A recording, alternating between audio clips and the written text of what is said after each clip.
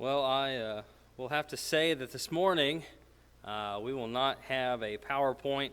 And I'll have to say I've looked at this lesson as I've been preparing for a while now, and I couldn't figure out exactly which order that I wanted to do it in, and so I'm doing that right now, and that's not in a PowerPoint. So, that's how we're doing this morning. I'm going to take the day and talk about things related to the government. This morning we're going to talk about the downfall of poor leadership, and then this evening we'll talk about more along the lines of the Christian and voting and being subject to the governing authorities and those kind of things. And so if you are interested in those things, which I hope you are, then please make it a point to come back this evening and to listen to the things that are going to be taught, because I think that these are important issues for us to discuss. Cliff had already said, we need to all get out and vote, and I would agree with that statement. I think that there are some out there right now that are teaching. I think a lot of Reformed theologists are teaching that it's wrong for you to vote, and that's certainly not the case. If we can choose to do good, then we need to do that. And so, anyway, as we continue on, let's think about some things in relationship to leadership. I'm going to stick to pretty much a couple of books of the Bible this morning, and so you're not going to have to go very far, but you are going to need your Bible. And so if you would, open up your Bible first to 1 Samuel chapter 12. We're going to start in 1 Samuel chapter 12. We're going to skip over to 1 Kings, and we'll stick for the most part in 1 and 2 Kings throughout our study this morning. And we're going to look at leadership, the responsibility of those that are under leadership, and those kind of things here this morning. And so, starting in 1 Samuel chapter 12, this should be pretty familiar with us, but, before all of this, we went through 1 Samuel on Sunday nights, and so if you missed that, you missed out, and we have most of those, I think, recorded. But when we got down to it, the people, they say, what? Hey, we want to be like the nations around us, and so they said, please, we want a king. And so they cry out to Samuel, Samuel, help us to get a king. And so Samuel, of course, he gets really frustrated with them. He's angry with them. And then God tells Samuel, listen, don't worry about it. They have not rejected you. They have rejected me as their ruler. And so you know what? If they want a king, I can give them a king. But these are the things that go with the king. He gave a list of several things that would be bad, and we've discussed those several times in the text from 1 Samuel. But they ask for a king, and then right when they're going to get a king, they realize something. Look at verse 19 of 1 Samuel chapter 12. Look at the last few verses of that chapter. It says, "And all the people said to Samuel, Pray for the servants of Jehovah thy God, that we die not. For we have added unto all our sins this evil, to ask us a king." And so they said, you know what? On top of the sins that we've already committed, we have done something far worse. That is, we've rejected God, and we have asked for a king. And so they said, please pray for us in this regard. Verse 20, "And Samuel said unto the people, Fear not, ye have indeed done all this evil." So you did wrong. That's not the point here. That's not why you fear not. You did something wrong. He says, "Fear not, you have indeed done all this evil, yet turn not aside from following Jehovah, but serve Jehovah with all your heart. And turn ye not aside, for then would ye go after vain things which cannot profit nor deliver, for they are vain. For Jehovah will not forsake his people for his great name's sake, because it hath pleased Jehovah to make you a people unto himself. Moreover, as for me, far be it from me that I should sin against Jehovah in ceasing to pray for you, but I will instruct you in the good and the right way. Only fear Jehovah, and serve him in truth with all your heart, for consider how great things he hath done for you. But ye shall still do wickedly, ye shall be consumed, both ye and your king." And so he says, look, what you need to be doing is you need to be holding on tight to God, and He knows, He can see down the road that this is not going to work out for them, that they are going to have problems with following a king, and the king, is, as we're going to see, is going to do some things, and it's going to cause the people to sin. Now, if we go back to the verse that was read just a few moments ago, in Acts chapter 5 and verse 29, they say we must obey God rather than men. No matter who is in leadership, that is our goal, is to be able to follow God and not men. And so, it may be that, the preferred candidate is not going to win this election, whatever preferred candidate you have, which I'd hope, is the one that is the most morally right in their policy. But, all that being considered, this, whatever happens, this coming Tuesday, we are still Christians.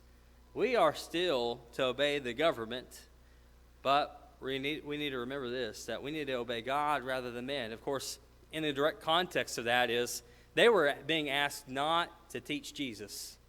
And so, that being the case, yeah, we're not going to listen to that. Go ahead, you can say that all day long, but I'm not going to follow that one. We're going to continue to teach Jesus. We're Christians. We're going to continue to preach and teach Jesus. That is it, hands down. That is going to be the end result of that. But there might be other things that come up. And it might be that things become more acceptable, right? I've mentioned several things, even from this pulpit, that I just never thought that would be conversations. Why is it that we're having conversations about who needs to use which restroom? What is it that you identify as, All these different things. Why?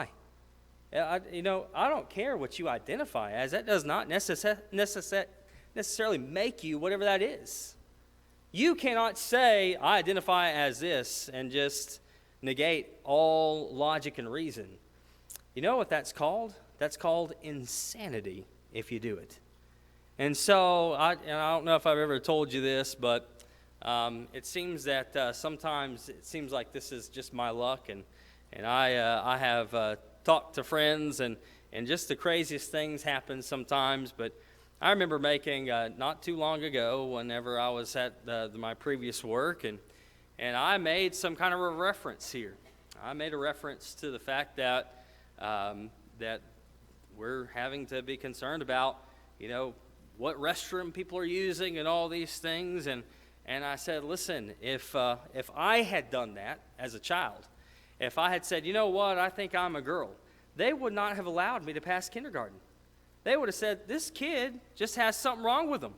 He needs to go to some kind of special education. He doesn't have anything here that can help him to go forward. What's kind of funny about that? I've been around people in special education, my whole life, because my dad dealt with those individuals. You know what they knew pretty well? They knew who they were. And so it is beyond reason to be able to say, I think I'm this. And then to furthermore think, I'm not even a human being, I'm an animal.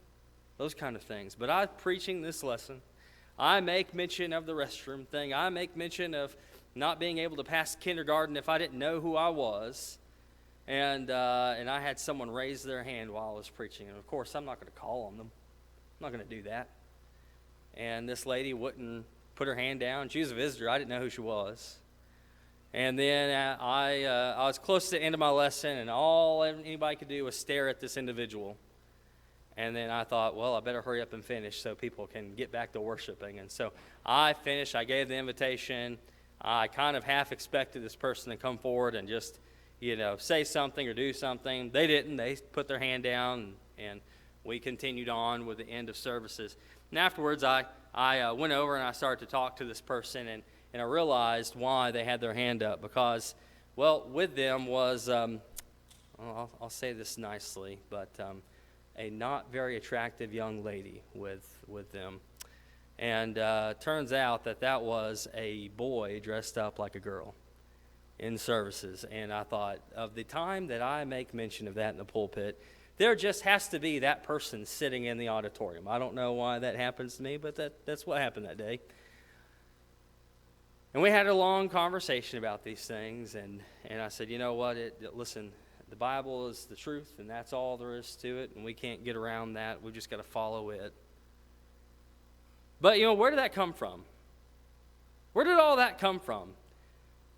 I can tell you where it came from. It came from leadership.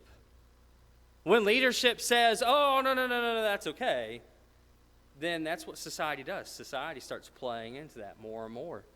If leadership were to stand up and say, no, I don't think so, then I'm going to guarantee we'd have not very much of a problem with that kind of stuff going on. Now, I've talked to people inside the school systems here, and, I've heard of, the different bathroom incidents that go on here in this area. And so, look, this is just, it's just ridiculousness. But let me say this, when you look at leadership has a big effect on all those that are under it. Now, this is where we get into 1 Kings. In 1 Kings chapter 11, and we're going to go pretty rapid fire here, so just keep looking at it with me. These are all going to be within a couple of pages of each other or less, okay? So 1 Kings chapter 11 and verse 6. And Solomon did that which was evil in the sight of Jehovah, and went not fully after Jehovah, as did David his father. And so what did David, now this is, I tell you, this is where some of the problems rise here, but, David, he had multiple wives, but when Solomon came along, what did he have? Oh, he didn't have just multiple wives, he had a multitude of wives. He had so many wives, right? He had so many wives and concubines, and you think about what he did, and it's just amazing that someone would fall that far. But Solomon, it says, did that which was evil in the sight of Jehovah, and then it says, and went not fully after. He didn't follow fully like his father did. The wisest man upon the face of the planet did not follow God the way that he was supposed to. All right, let's look at chapter 13. Chapter 13 and verse 33. Chapter 13 and verse 33. It says, after this thing Jeroboam returned not from his evil way, but made it again from among all the people priests of the high places, whosoever would be consecrated him, that there might be priests of the high place. And this thing became sin unto the house of Jeroboam, even to cut it off and to destroy it from the face of the earth. Now, there are more things that are, can be said about Jeroboam. What he basically does, and we don't have time to go into all the details of this, but he takes two basically golden calves here, and he sets them up in two different places for allowing people to worship. Now, this is in the idea of worshiping God, but he eschewed worship to God. Then furthermore, what he does, as we've seen here in this particular passage, he has made priests that are not from the tribe of Levi. Now, that was what God had set up from the beginning. Do you think that people are doing something like this today? Absolutely. People are making up their own rules. They say, you know what, we're worshiping God, but they make up their own doctrines. They're making up their own rules, and they're saying, you know what, I know what the Bible says, but we're going to do it this way. And that's really kind of what Jeroboam was doing here.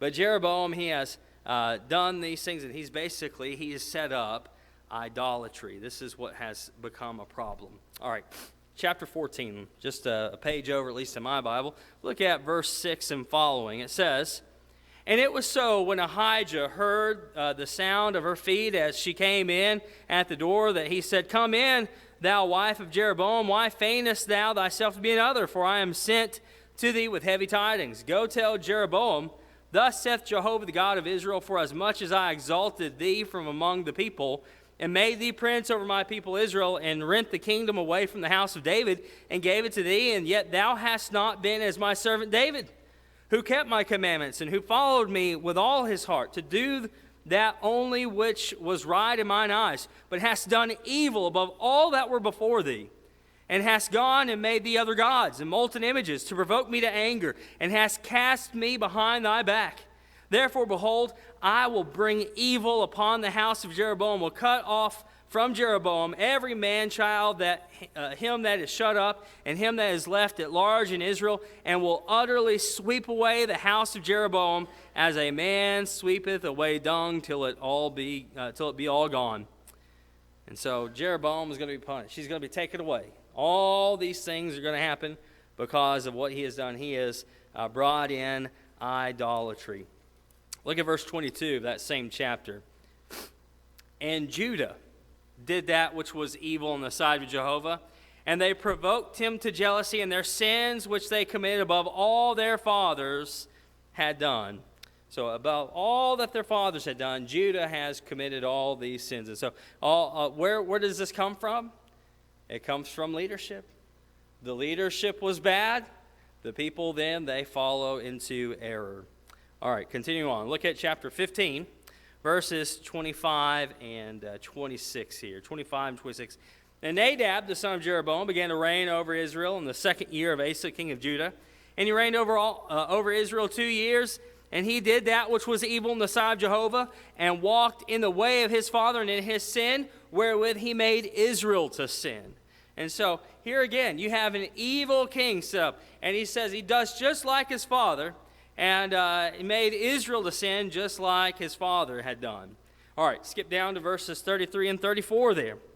In the third year of Asa, king of Judah, began Baasha, the son of Ahijah, to reign over all Israel in Tirzah, and reigned 24 years. And he did that which was evil in the sight of Jehovah, and walked in the way of Jeroboam, and in the sin wherewith he made Israel to sin. And so here again, bad leadership. Some poor leadership, and he causes the people to sin. And then you see this continually. You're going to see this several times, where it says that they walked in the way of Jeroboam, and in his sin wherewith he made Israel to sin. And that is, they have fallen into idolatry. They have fallen into idolatry. Now, if you think about the idolatry that comes up in the history of the children of Israel, you've got all kinds of things. But you know what one is that really disturbs everybody? And that is the fact that the children of Israel, you know what they did? Well, they served Molech. You remember what Molech wanted? You know, supposedly Molech wanted the offering of children. And so they would kill their own children in sacrifice to this false deity. And remember the stories. There's several stories of this. Historians have depicted this very well. But they made this statue that would be heated up with fire, and they would place these infants into the hands of this molten image here. And these hands would be red hot, and they'd place this child into it to die that way. And it's sick. It was so bad. You know what they started doing? They brought out drums and started banging the drums so that they could drown out the crying of the child. These are the sins that they were committing. You know, I'm telling you right now that if you support abortion in any way, you're just like these pagans. You're just like the children of Israel going and offering up children to Molech. That is outrageous. Why? Why would we support that at all? Continuing on, let's look at chapter 16 and verse 25 here in 26. And Omri did that which was evil in the sight of Jehovah, and dealt wickedly above all that were before him. So he does even worse. He does more. And for he walked in the way of Jeroboam the son of Nebat, and in his sins where he made Israel to sin, to provoke Jehovah the God of Israel to anger with their vanities. Skip down to verses 29 and 30 here. And in the 38th year of Asa, king of Judah, began Ahab, the son of Omri, to reign over Israel. And Ahab, the son of Omri, reigned over Israel in Samaria 22 years. And Ahab, the son of Omri, did that which was evil in the sight of Jehovah above all that were before him. So what happens to these guys? A lot of times what you see is You get a bad one, and then you get a worse one. You think about that, from the beginning, Solomon taxed people, and then, his son, well, what are we going to do? And he asked the elders, what should I do? The people are crying out, please make our burden lighter. And then he goes and asks his friends, and what do his friends say? Make it heavier, make it heavier. And so he goes back to the people and says, you know what? You thought that my dad was bad. Guess what? I'm worse. Continuing on, let's look at chapter 21. Chapter 21, verses 20 and 21 here. It says, and Ahab said to Elijah, hast thou found me, O mine enemy? And he answered, I have found thee, because thou hast sold thyself to do that which is evil in the sight of Jehovah. Behold, I will bring evil upon thee, and I will utterly sweep thee away, and will cut off from Ahab every man-child, and him that is shut up, and him that is left at large in Israel. And so you have done evil. All of your household is going to be swept away. It's going to be done away with. Continuing on, look at chapter 22. Chapter 22, verses 51 through 53 of 1 Kings. Ahaziah, the son of Ahab, began to reign over Israel and Samaria in the 17th year of Jehoshaphat, king of Judah. And he reigned 2 years over Israel. And he did that which was evil in the sight of Jehovah, and walked in the way of his father, and the way of his mother, and in the way of Jeroboam the son of Nebat, wherein he made Israel to sin. And he served Baal, and worshipped him, and provoked to anger Jehovah, the God of Israel, according to all that his father had done. And so, like father, like son, right? So many of these, they just continue to get worse and worse and worse. Continue on to 2 Kings. 2 Kings chapter 3. In 2 Kings chapter 3, the first 3 verses there. Now, Jehoram, the son of Ahab, began to reign over Israel and Samaria in the 18th year of Jehoshaphat, king of Judah, and reigned 12 years. And he did that which was evil in the sight of Jehovah, but not like his father and like his mother, for he put away the pillar of Baal that his father had made. Nevertheless, he cleaved unto the sins of Jeroboam, the son of Nebat, wherewith he made Israel to sin. He departed not therefrom. Now here's an interesting thing that God points out. So here it is. Yeah, he's not that great, but guess what? He's better than the last one. And God even points that out. He's better than the last one. Now, he's not great, but you know what he did do? He did get rid of this whole deal with Baal. Let's consider that. So it's a little bit better. And so, but still, what? He did that which was evil in the sight of Jehovah, just not like his parents before him. All right, continuing on, look at 2 Kings chapter 8. 2 Kings chapter 8. When you look at 2 Kings chapter 8, skip down to verse 16, and we see this. And the 5th year of Joram, the son of Ahab, king of Israel, Jehoshaphat, being then king of Judah, Jehoram, the son of Jehoshaphat, king of Judah, began to reign. 32 years old was he when he began to reign, and he reigned 8 years in Jerusalem. And he walked in the way of the kings of Israel, as did the house of Ahab, for he had the daughter of Ahab to wife, and did that which was evil in the sight of Jehovah. Howbeit Jehovah would not destroy Judah for David his servant's sake, as he promised him to give unto him a lamp for his children always. And so, he says, listen, this is a bad guy. Now, why was he? Listen to what this was. It says, he walked in the way of the king of Israel, as did the house of Ahab. Why? For he had, what? The daughter of Ahab to wife. So he married into the family, and all this evilness just keeps getting passed down. All right, skip on down to verse 25 through 27 there, the same chapter. In the 12th year of Joram, the son of Ahab, the king of Israel, did Ahaziah, the son of Jehoram, king of Judah, begin to reign. 22 years old was Ahaziah when he began to reign, and he reigned 1 year in Jerusalem. And his mother's name was Athaliah, the daughter of Omri, king of Israel. And he walked in the way of the house of Ahab, and did that which was evil in the sight of Jehovah, as did the house of Ahab, for he was a son-in-law of the house of Ahab. And so again, more. We got more, okay? This goes throughout the end of the book. We're going to look at a few more here. Look at chapter 8, verses,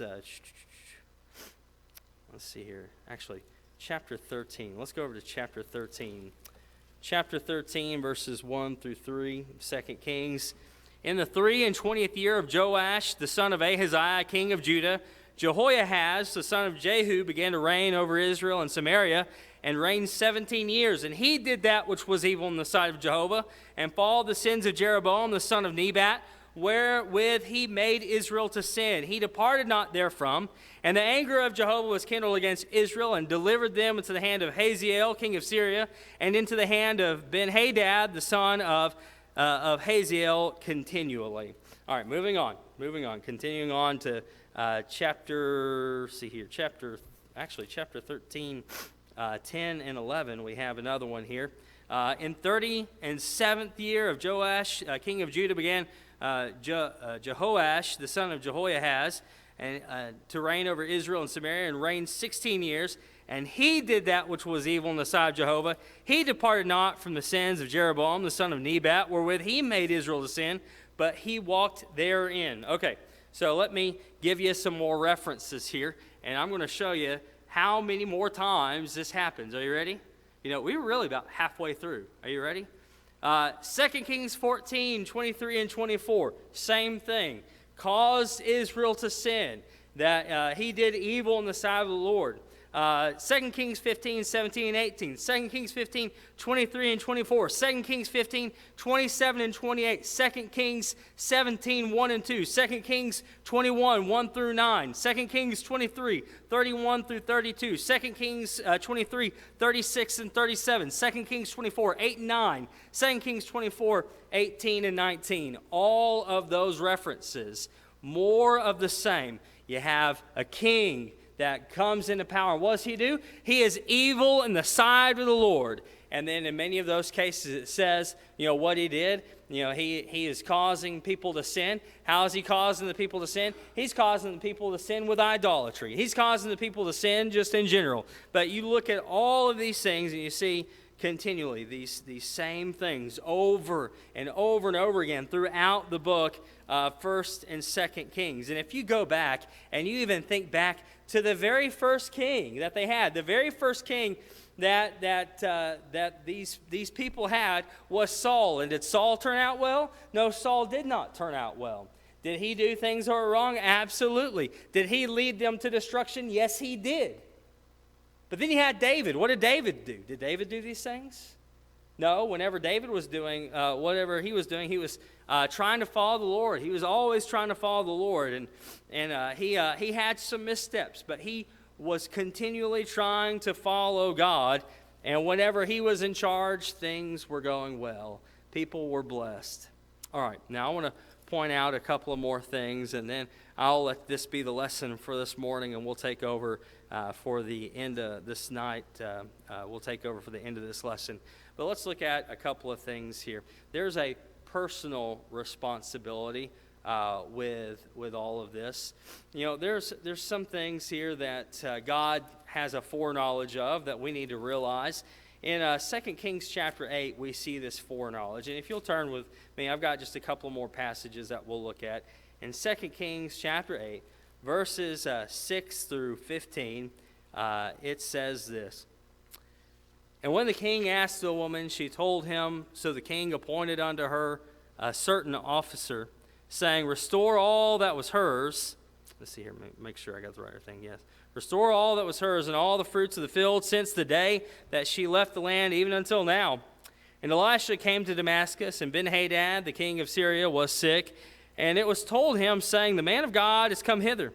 And the king said unto Hazael, take a present in thy hand, and go meet the man of God, and inquire of Jehovah by him, saying, shall I recover of this sickness? So Hazael went to meet him, and he took the present with him, even of every good thing of Damascus, 40 camels burden, and came and stood before him, and said, thy son Ben-Hadad, king of Syria, hath sent me to thee, saying, shall I recover of this sickness?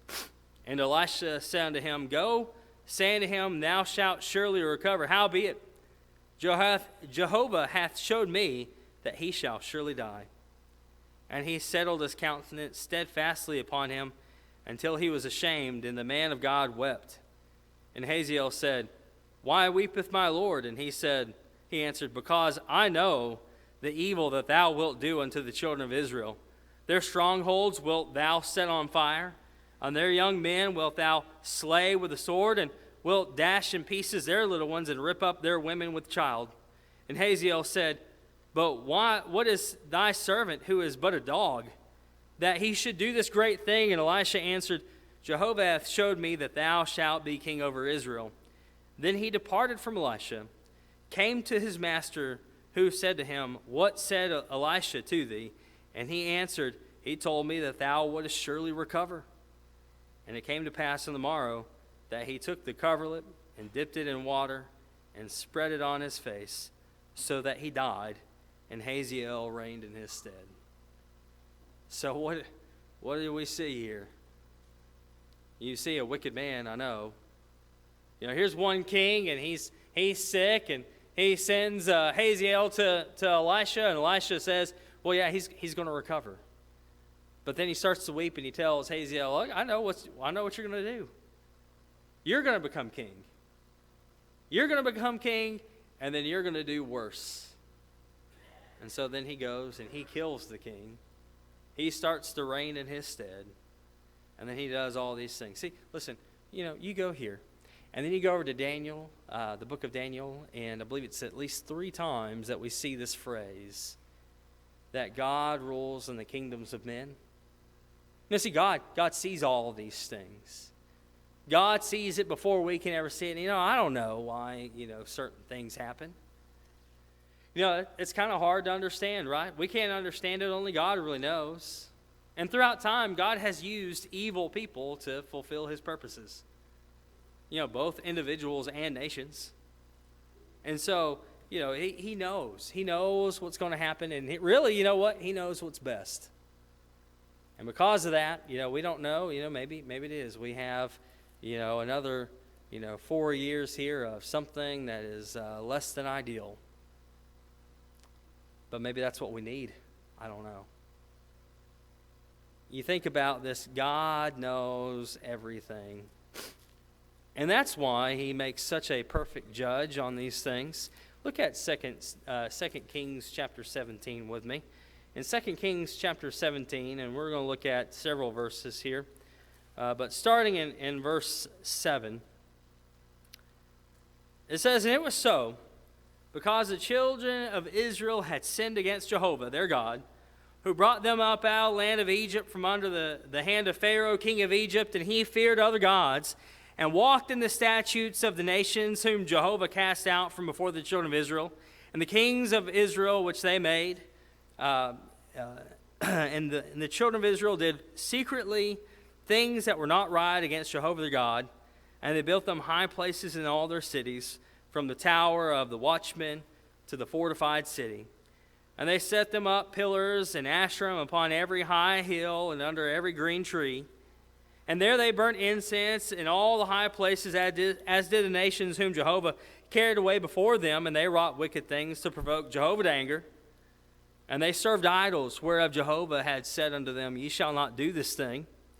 Yet Jehovah testified unto Israel and unto Judah by every prophet and every seer, saying, Turn ye from your evil ways, and keep my commandments and my statutes, according to all the law which I commanded your fathers, and which I sent to you by my servants and the prophets. Notwithstanding, they would not hear, but hardened their neck like to the neck of their fathers, who believed not in Jehovah their God. And they rejected his statutes and his covenant that he made with their fathers, and his testimonies which he testified unto them. And they followed vanity, and became vain, and went after the nations that were round about them, concerning whom Jehovah had charged them that they should not do like them. And they forsook all the commandments of Jehovah their God, and made their molten images, even 2 calves, and made an Asherah, and worshipped all the hosts of the heaven, and served Baal. And they caused their sons and their daughters to pass through the fire, and used divination and enchantments, and sold themselves to do that which was evil in the sight of Jehovah, to provoke him to anger. Therefore, Jehovah was very angry with Israel, and removed them out of his sight. There was none left but the tribe of Judah only. Now see, when you look at either side of this, there are wicked kings on both sides. But with Israel, it is continually wicked. And only Judah lasts this section of history. They're the only ones who come out, and it's all because of David. The promise comes through him. And so David and Judah are saved here. Now you think about all these things. And you had bad leadership. It caused the people to sin. They worship idolatry. And they then go the way of the earth. They're destroyed. Now here's how I want to end this, brethren. I want you to think about those things that they did and say, you know what, this is not the way that we need to be. No matter who is in leadership, we serve God. In Him only will we serve to that extent. We're going to follow Him. We're going to serve Him all the days of our life. We're going to be righteous people. And it may just be because of the righteousness of brethren that the Lord preserves a nation. It could be. Who knows? I'm going to tell you right now, brethren, we live for the Lord. And no matter what happens on Tuesday of this week, we still live for the Lord. If you're not living for the Lord right now, though, you have not been faithful to Him. Maybe you've not even become a Christian. Well, this is your opportunity. Make things right with the Lord. Do right. Serve Him. If you've already been a Christian, you've become a Christian, but you have not been faithful, make things right this morning. The invitation is now yours. Please come as we stand and as we sing. Jesus, wait.